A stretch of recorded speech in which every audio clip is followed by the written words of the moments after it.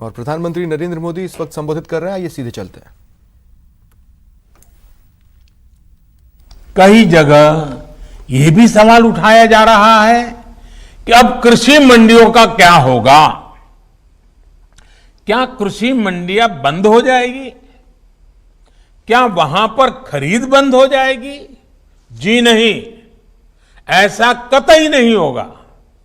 और मैं यहां स्पष्ट कर देना चाहता हूं कि ये कानून, ये बदलाव कृषि मंडियों के खिलाफ नहीं है। कृषि मंडियों में जैसे काम पहले होता था वैसे ही अब भी होगा। बल्कि ये हमारी ही एनडीए सरकार है जिसने देश की कृषि मंडियों को आधुनिक बनाने के लिए निरंतर काम किया है। कृषि मंडियों के कार्यालयों को ठीक करने के लिए, वहां का कंप्यूटराइजेशन कराने के लिए पिछले 5-6 साल में से देश में बहुत बड़ा अभियान चल रहा है।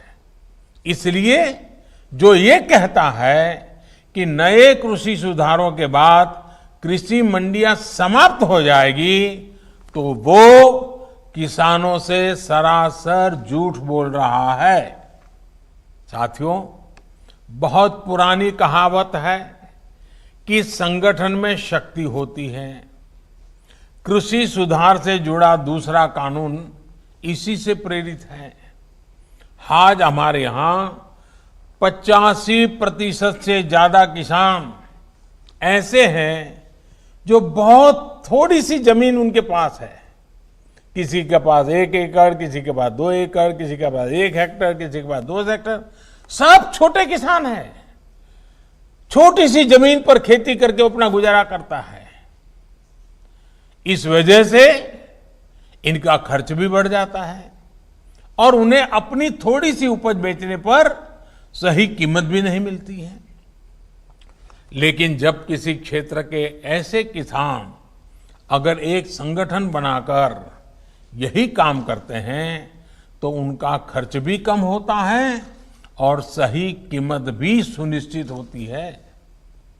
बाहर से आए खरीदार इन संगठनों से बाकायदा समझौता करके सीधे उनकी उपज खरीद सकते हैं। ऐसे में किसानों के हितों की रक्षा के लिए ही दूसरा कानून बनाया गया है। एक ऐसा अनोखा कानून है जहां किसान के ऊपर कोई बंधन नहीं होगा। किसान के खेत की सुरक्षा, उसकी जमीन की मालिकी की सुरक्षा, किसान को अच्छे बीज, किसान को अच्छी खाद, सभी की जिम्मेदारी जो किसान के साथ कॉन्ट्रैक्ट करेगा उस खरीदार की होगी। किसान से जो समझौता करेगा उस समझौता करने वाले की होगी। साथियों, और एक